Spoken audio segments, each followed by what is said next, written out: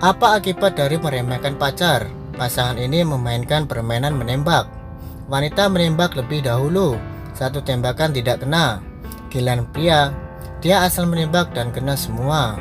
Dia bahkan pamer ke pacarnya, cukup punya tangan saja. Wanita tidak senang. Ayo satu kali lagi. Kali ini tatapannya berbeda.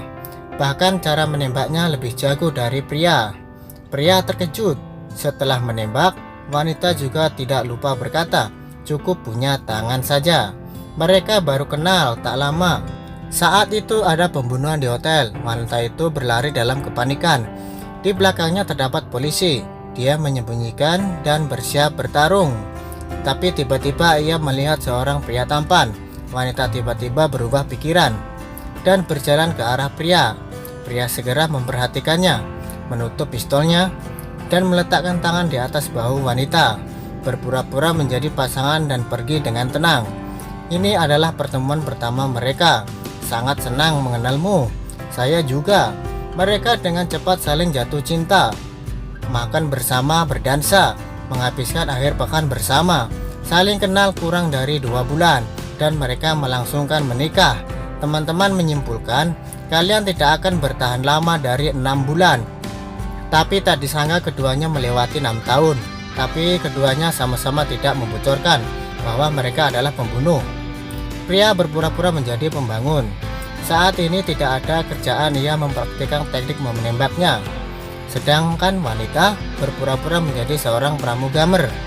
Sebenarnya dia bermain lebih besar dari suaminya. Contohnya seperti malam ini, dia berpakaian seperti gadis panggilan, membunuh target dengan cepat dan bersih. Saat satpam menghancurkan pintu, dia mengeluarkan cincin besar dari tasnya, melompat dari balkon dan terbang, turun dengan tali ke bawah gedung pencakar langit, kemudian tiba ke bawah, menghentikan mobil dan pulang. Saat suaminya pulang, dia sedang membuat makanan malam. Dengan begitu kedua pembunuh saling menutupi selama 6 tahun. Bahkan tidak ada yang tahu. Meskipun pekerjaannya sangat menarik, tapi kehidupan pernikahan semakin membosankan. Mereka seperti suami istri pada umumnya, juga sama-sama tidak senang dengan satu sama lain. Kau benci tiraiku, saya kembali membenci estetika Anda. Bahkan tidur pun tidak berhadapan. Hingga suatu hari, keduanya diberi tugas yang sama. Target kali ini bernama Tang. Ia dikenal sangat rumit, tapi hanya ada satu kesempatan untuk bertindak. Di perbatasan gurun pasir ini, saat serah terima Interpol, pria langsung bersiap. Dia menyeret koper ke gudang, membuka ruang bawah tanah yang tersembunyi. Ini adalah kubah kecil sebenarnya, yang dipenuhi uang dan senjata baru. Tapi ia tidak tahu, istrinya jauh lebih pintar darinya.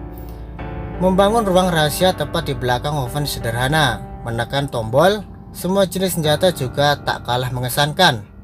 Bahkan wanita ini memiliki tim yang lengkap, dengan mudah menyelesaikan tugas. Saat hari ini tiba, keduanya berbohong sedang berbisnis ke luar kota. Wanita telah meletakkan perangkap lebih awal, dan dengan santai menunggu target yang terjebak. Tapi pada saat itu, tiba-tiba muncul sebuah mobil dan menghancurkan semua perangkapnya. Wanita ini dalam hati memarahi orang idiot ini. Tak disangka idiot ini adalah suaminya. Hanya melihat pria itu berjalan keluar dengan basoka, wanita itu terkejut. Ini bukan orang biasa. Dia memutuskan untuk menembak pria. Tentu saja pria mengenakan rompi anti peluru dan tidak terluka. Tapi dia langsung merah. Orang bodoh mana yang menghambati pekerja? Dia mengambil basoka dan memberi satu tembakan. Gubuk itu hancur berkeping-keping.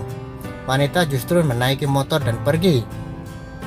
Tak perlu dikatakan lagi, misi kedua dinyatakan gagal. Kedua pihak bos sangat marah, memberi batas waktu 48 jam. Menemukan orang yang mengacaukan dan ditangani dengan bersih. Jika tidak, maka tanggung sendiri konsekuensinya. Pria menemukan laptop wanita dari reruntuhan, menyerahkan ke ahli teknologi perusahaan. Dia menemukan alamat pengirimannya seperti tidak asing. Dia pergi ke sana sendiri untuk melihat. Ternyata adalah istrinya sendiri. Sedangkan di waktu yang sama, wanita melihat dari kamera pengawas dan mengenali suaminya. Suamimu menelpon. Dia bertanya makan jam berapa. Beritahu dia jam 7. Ini adalah pesta yang sesungguhnya. Suami menuangkan istri air anggur dan sengaja melepaskannya. Istri secara tidak sadar langsung menangkap botol. Mampus, reaksi terlalu tercepat. Tersenyum, wanita ini memperbaikinya, tapi telah tidak bisa disembunyikan. Biar aku membersihkannya. Aku saja. Reaksi pertama pria adalah bergegas ke kamar dan mengambil sebuah pistol. Tapi tak disangka, wanita mengendari mobil dan pergi. Pria itu berlari mengejarnya dengan tergesa-gesa. Secara tidak sengaja menekan pistol. Peluru hampir mengenai istrinya. Wanita mengira pria ini akan membunuhnya. Pria masih mencoba menjelaskan, tapi istrinya dengan tidak ragu menabraknya. Pria masih bisa berusaha memecahkan jendela mobil dan masuk, tapi wanita melompat langsung keluar mobil. Kita harus mengobrol. Pria sangat marah dan memberi sahabatnya. Di sisi lain, wanita juga mencari sahabatnya untuk minum. Teman keduanya berkata, "Sudah saya bilang ia tidak bisa diandalkan, membohongimu selama 6 tahun, menggunakan pernikahan sebagai penutup. Dia mempermainkanmu." Dengan begitu kesalahpahaman semakin besar. Keduanya tidak bisa tidur sepanjang malam. Hari kedua, wanita lebih dulu pulang dan membereskan barang. Tidak sengaja melihat video pernikahan. Ia sedikit tergerak. Tapi pria kembali ke rumah. Rumah itu telah kosong. Bahkan kubah kecilnya juga dicuri habis. Pria tidak tahan dan pergi ke perusahaan wanita. Dia bernegosiasi dengan istrinya, berkata bahwa pekerjaan kita sama. Jika kamu mau mengalahkan dengan baik, maka aku akan melepaskanmu. Bagaimana mungkin wanita menurutinya? Dengan satu perintah menghancurkan semua bukti dan kemudian mengaktifkan tombol, memasang kabel di gedung dan berlawanan. Seluruh tim lari dalam waktu 1 menit. Ketika pria itu masuk, ia hanya berbalik dan tersenyum.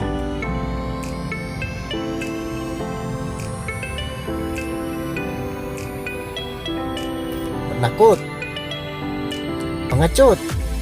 Ini tidak seperti pertarungan pembunuh. Ini lebih seperti perkelahian pasangan. Ronde pertama wanita menang. Tak lama kemudian, pria sekali lagi mencari wanita. Namun kali ini dia belum sempat bertemu. Dia dijebak di lift wanita. Persyaratan wanita sama seperti pria, entah mengakui kesalahannya atau mati. Pria berpikir dengan percaya diri memilih pilihan yang terakhir. Wanita sedikit kaget. "Kamu kira saya tak berani membunuhmu? Saya tahu kamu tak akan." Baik. 5, 4. Apakah kamu punya kata-kata yang terakhir? Tirai baru terlalu jelek. Bye John. Wanita menekan tombol. Lift jatuh dalam sekejap. Sinyal di layar juga menghilang. Lift jatuh meledak di dasar lantai. Wanita bergegas keluar, tidak percaya melihat kekacauan. Dia sedikit tidak percaya bahwa suaminya telah mati. Malam hari, dia datang ke restoran tempat pria melamar. Tidak bisa menahan tangis. Sedangkan waktu ini pria muncul secara ajaib. Dia lembut seperti biasa, tapi kali ini ia datang untuk minta cerai. Ternyata siang hari ia bersembunyi di lift lain, selamat dan aman. Tapi melihat istrinya begitu kejam kepadanya, ia membuat terluka. Keduanya berdasar untuk yang terakhir kali. Pria menyalahkan wanita, menggunakan pernikahan untuk menutupi status pembunuhan. Wanita sangat sedih, berbalik dan lari ke toilet. Pria itu tahu bahwa pasti ini jebakan lagi.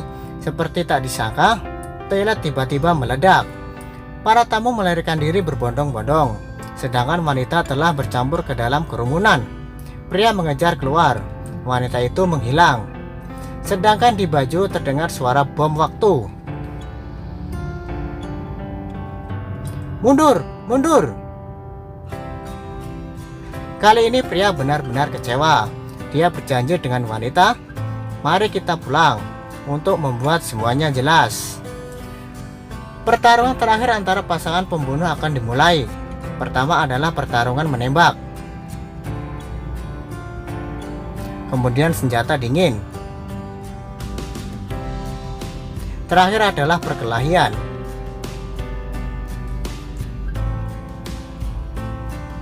Akhirnya keduanya hampir kehabisan tenaga. Saat ini wanita melihat pistol. Pria langsung mengerti. Bertahan cukup lama, pria akhirnya meletakkan pistol. Saya tidak bisa melakukannya.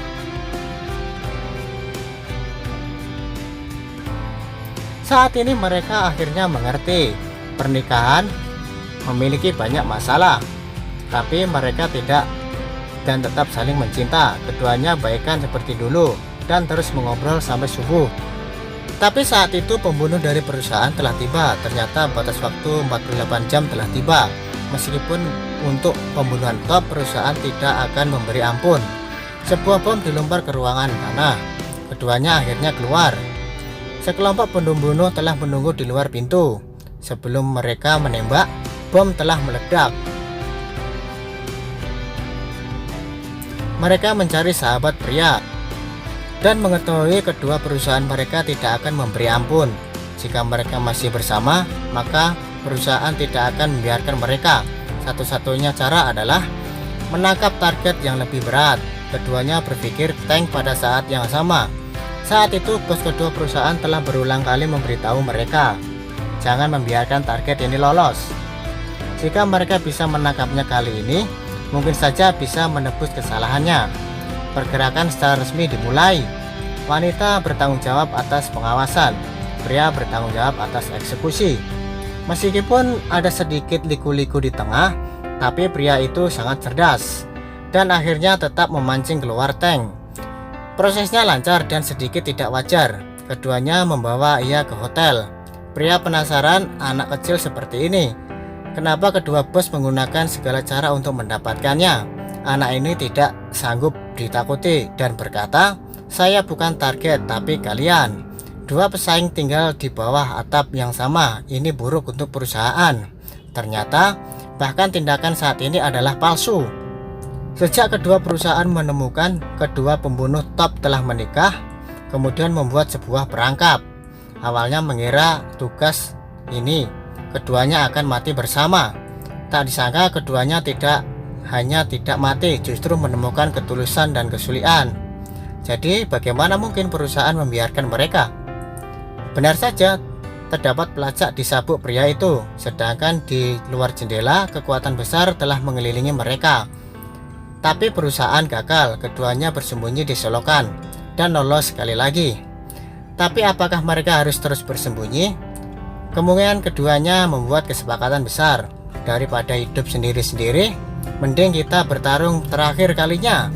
Gunakan kekuatan untuk menunjukkan tekad untuk bersama pada perusahaan. Dan akhirnya tembak-menembak pun terjadi. Mereka berdua melakukannya dengan melawan perusahaan-perusahaan besar itu.